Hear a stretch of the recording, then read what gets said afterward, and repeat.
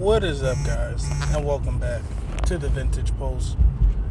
This is Dr. Gemman, and then today we're going to be discussing some of the recent sales in the vintage market as it continues to boom and take off. If you guys are loving and liking what you guys are seeing, please like and subscribe, and we'll keep the content coming. But what a week it has been. What a week it has been for the Pokemon Company.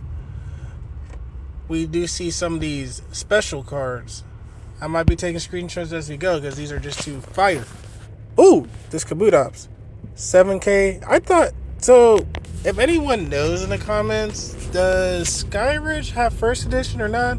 Because this one went for 7K and it doesn't say first edition, but it's an absolutely gorgeous Kabutops art.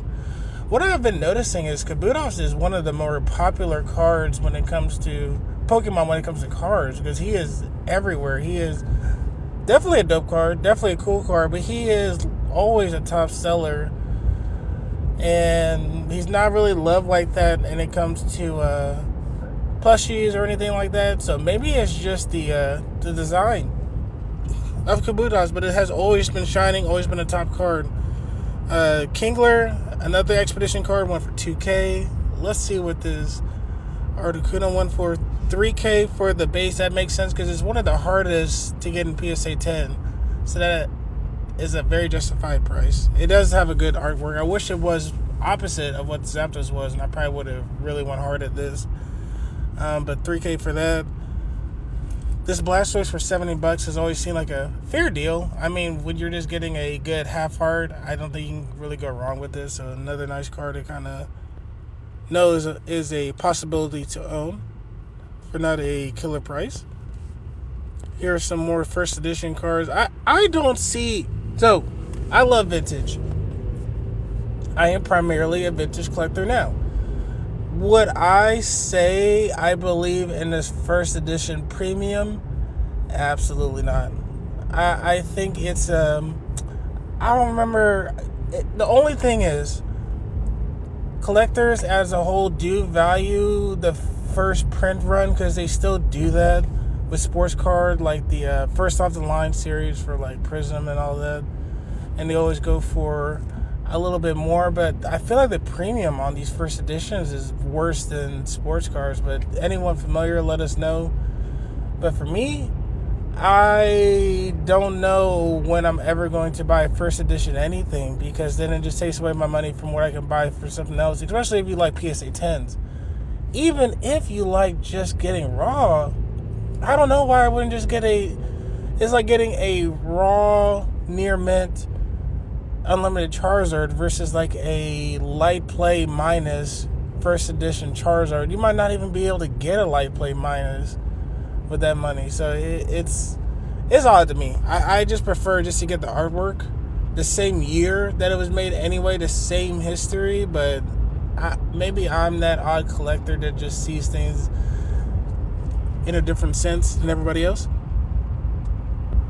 But moving on, enough of my soapbox. Seeing if there's any other sales and deals that we have missed. I don't... Oh, well, this one I was actually bidding on was the Mega Sharpedo EX. It went for $170.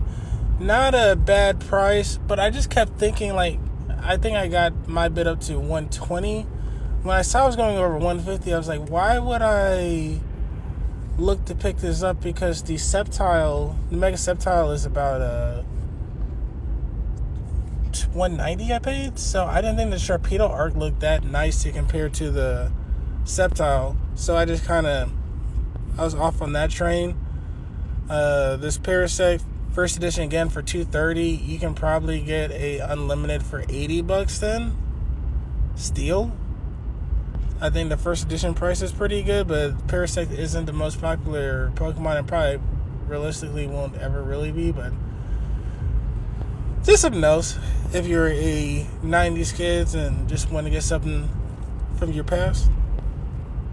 And it seemed like we had a lot of first edition sales this time around. It wasn't really a heavy unlimited cycle when it comes to auctions. I also will say this Gyarados price for $375 seems amazing.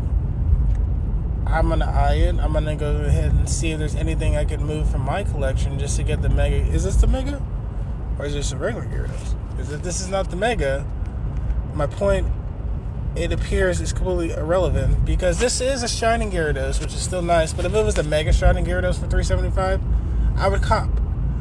I would cop very fast. But this one, I don't need it. I want it, but I don't need it for that price. Here's some more to auction. Nothing too stunning here, it seems. The Buzzwole seems, $60. I thought I had seen the sale for like 90 when I was scrolling through last time, so it must be my blindness that is confusing me. So this is a good discussion that I noticed. I picked up one of these cards. I saw these auctions hitting. I noticed that the Jolteon was going for more than the Mega Manectric. I ended up copying a Mega Manectric. I just buy it now for $225, but the auctions seem like they're going for like $177. I think there's another one for like $200. And then I saw this Zygarde that went for $500 off in the same collection tin. So I feel like those are a pretty solid buy. I think I've overpaid just a hair, but to me, I think I overpaid by $40-50. Oops. I overpaid by $40-50. I wish, the unfortunate reality that happened to me, these auctions weren't available when I did the buy it now. It was literally listed 2 days after I bought mine. So it was just kind of, I was SOL. I would have just went for an auction, just max bid $200 and got one of these, but it is what it is. I don't know how many more times you'll see an auction, because there's like 4 of these being auctioned off at the same time. So of course they would go lower.